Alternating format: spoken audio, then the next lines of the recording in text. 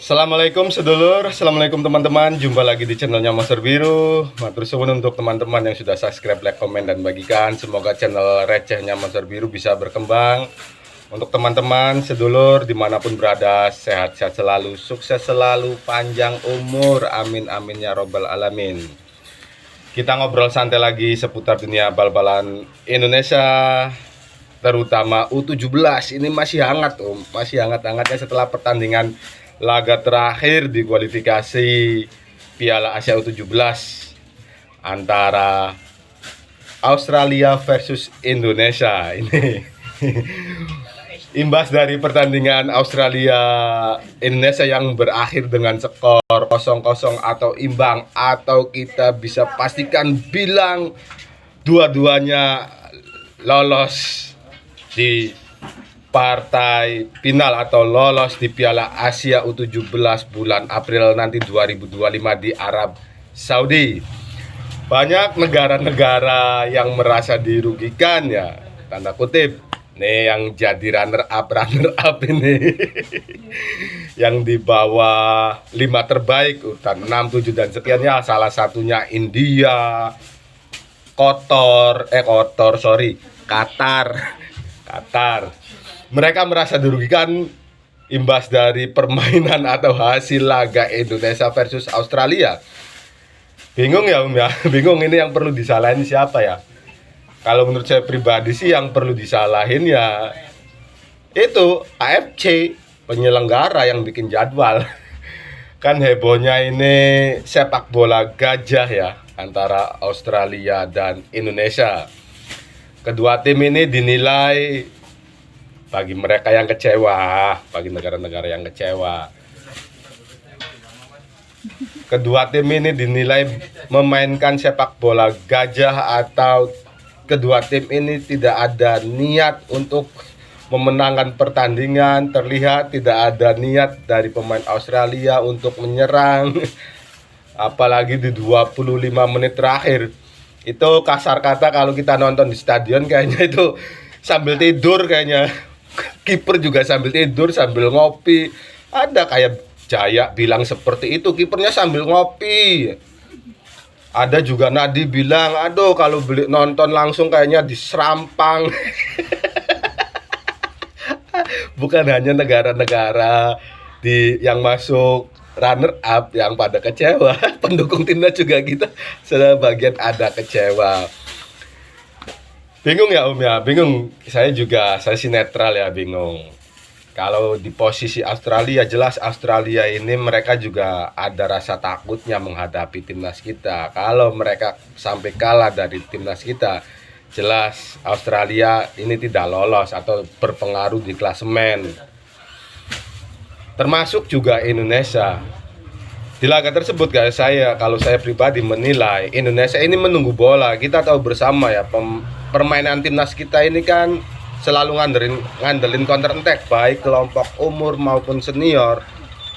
Bertahan kita baik, nah serangan-serangan balik kita itu yang ciri khas pemain kita. Nah, di laga Australia lawan Indonesia U17, ini pemain Australia ini tidak ada niat menyerang. Ya timnas kita tinggal nunggu bola saja lah, santai. Mereka mungkin juga berpikir timnas kita ngapain kita rebut-rebut bola. Kalau iya kita bisa ciptakan peluang. Ini kita bicara 25 menit terakhir ya. Kalaupun kita bisa cetak peluang atau cetak gol, kemungkinan juga Australia itu sulit untuk bisa menyamakan kedudukan. Termasuk juga Indonesia, kalau dia bisa nyerobot bola, ngepres bola, ngambil bola, terus serang. Terus juga ada serangan dari Australia, serangan balik, timnas kita kebobolan, ya sulit untuk menyamakan kedudukan di 25 menit terakhir. Mereka realistis berpikir seperti itu. Jadi ya mau tidak mau main sama-sama main aman. Toh mereka tidak nyerang, ngapain juga kita harus ngerebut bola, betul tidak? Kecuali mereka nyerang, kita santai-santai, lehai-lehai, ya kita patut dipersalahkan. Tapi kalau menurut saya pribadi, yang wajib atau patut dipersalahkan ya AFC, yang bikin jadwal, yang bikin aturan. Ya inilah dramanya runner up terbaik ya seperti ini. Pasti ada tim-tim yang merasa dirugikan. di peringkat kedua terbaik ini, yang mereka masuk peringkat kedua tapi tidak lolos, entah itu kalah selisih gol, entah itu kalah kartu, ya pokoknya pasti ada drama kalau yang lolos hanya runner up terbaik, nggak seluruh runner up lolos. Kalau saya sih lebih suka, lebih greget semua runner up itu lolos, jadi enak, permainan fair play-nya kelihatan. Kalau ini antara strategi atau gimana ya jelas berpengaruh. Tapi nggak apa-apa lah, bodo amat. India protes, bahkan India itu protes ke AFC untuk Indonesia dan Australia itu dibanet. Gokil, tapi ya itu mah pendapat negara-negara yang merasa dirugikan. Sekali-kali lah Indonesia ini bikin negara itu Qatar protes, Qatar alias kotor protes untuk timnas Indonesia sama Australia bermain sepak bola gajah banet. Untuk kalian nih Timur Tengah yang mempertanyakan permainan Indonesia sama Australia yang dibilang kalian sepak bola gajah, untuk khususon kalian negara-negara Timur Tengah, sebelum kalian bilang seperti itu, lebih baik kalian ngaca di cermin yang sangat-sangat besar. Gimana permainan kalian, drama-drama kalian ya. Sebelum kalian mengata-ngatain Indonesia, timnas kita, kalian itu bercermin atau ngaca dulu. Itu saja saran saya untuk negara-negara Timtang.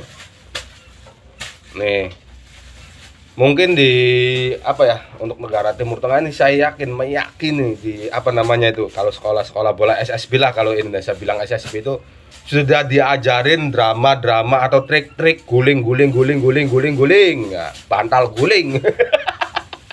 Ya, pokoknya saya sih malah seneng ini untuk permainan timnas Indonesia kemarin sama Australia.